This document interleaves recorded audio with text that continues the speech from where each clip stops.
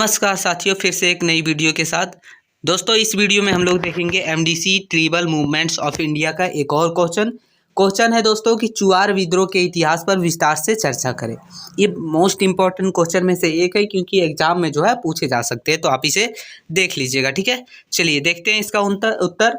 तो बोल रहा है कि बंगाल के जंगल महल, जो कि अभी झारखंड और बंगाल दोनों का जो है बट गया, उसके बाद उससे पहले बंगाल के जंगल महल के आदिवासी जमींदारों, सरदारों, पाइकों और किसानों ने ईस्ट इंडिया कंपनी के खिलाफ जल, जंगल, जमीन से बचाव तथा नाना प्रकार के शोषण से मुक्ति के लिए 1766 में जो आंदोलन आरंभ किया उसे चुआड़ विद्रोह के कहते हैं।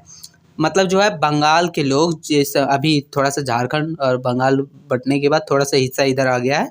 ठीक है, तो ईस्ट इंडिया कंपनी के द्वारा किए गए जो है शोषण, जंगल शोषण, जमीनी शोषण, जो भी है अनेक प्रकार के शोषण को बचाव के लिए जो आंदोलन 1766 में चलाया गया था उसे ही जो है चुआड़ विद्रोह कहते हैं। ठीक है, चलिए आगे देखेंगे चुआड़ विद्रोह का इतिहास। इसका पूरा इतिहास हम लोग जानेंगे। चलिए देखते हैं। बोल रहा है कि चुआड़ के नाम से जाने जाने वाली भूमि जनजातियाँ मुंडरी बहुसंख्यकों की वंशज थी। छोटा नागपुर पठार से प्रस्थान के बाद उन्होंने बंगाली जिले मिदनापुर, बांकुरा और पुरुलिया में महत्वपूर्ण प्रगति की।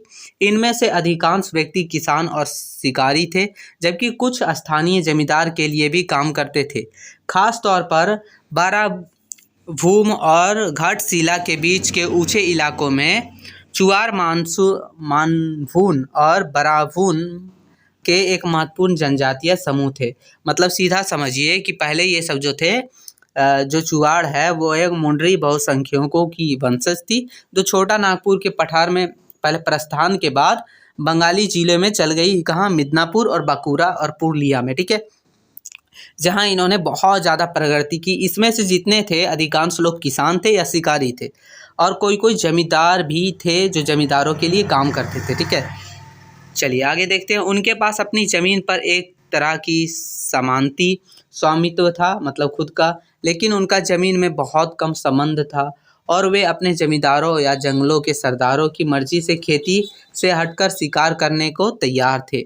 मतलब वो जंगल में, मतलब खेती नहीं करके जमींदारों का काम, जंगल के सरदारों के मर्जी से काम शिकार करने के लिए वो सब तैयार थे।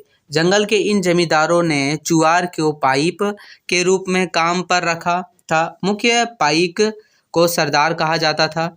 चुआर विद्रोह के प्रत्येक चरण की अपनी विशेषताएं कमांडर पर केंद्र थे। ठीक है, मतलब जो थे वो सबको करवाया जाता था जमींदारों और जंगलों के स्वामित्वों के द्वारा, मतलब मालिकों के द्वारा। आप देखते हैं चुआर विद्रोह के कारण, मतलब इसका क्या कारण था जो चुआर विद्रोह हुआ। तो देखिए, उस समय अकाल, करों की वृद्धि, मतलब टैक्स को बढ़ा दिया गया था। भारी मांगे और अकाल के कारण होने वाली आर्थिक कठिनाइयों को अक्सर विद्रोहों के कारण में कीना जाता था। बंगाल में स्थानीय आदिवासियों को चार या चुआर कहा जाता था, जो दो अपमानजनक शब्द है जिनका अर्थ सुअर होता है।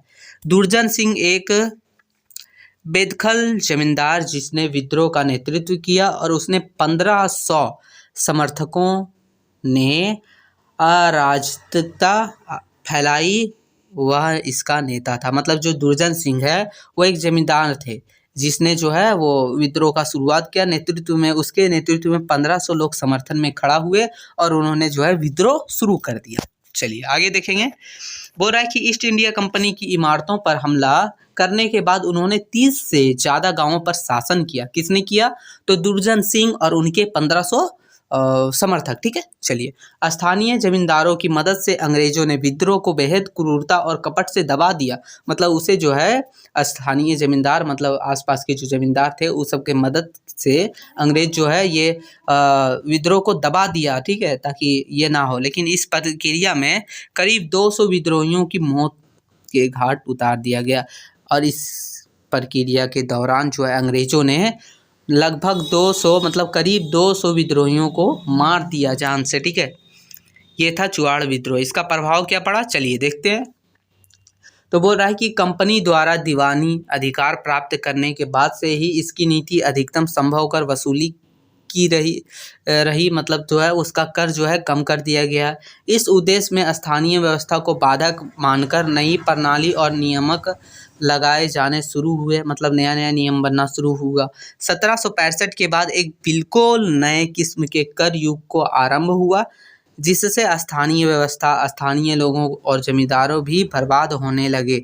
मतलब एक नए तरह का जो है वो कर मतलब टैक्स का युग का आरंभ हुआ, जिससे स्थानीय व्यवस्था, स्थानीय लोग और जमींदार भी बर्बाद होने लगे थे। ठीक है, तो ये था हम लोग का चुआड़ विद्रोह। ठीक है, आप इसे ध्यान से पढ़िएगा, पीडीएफ देख लीजिएगा, 2-3 बार पढ़िएगा, बस आपके माइंड में फिट हो जाएगा। ठीक है, फिर मिलते हैं नई वीडियो में, तब तक के लिए जय हिंद।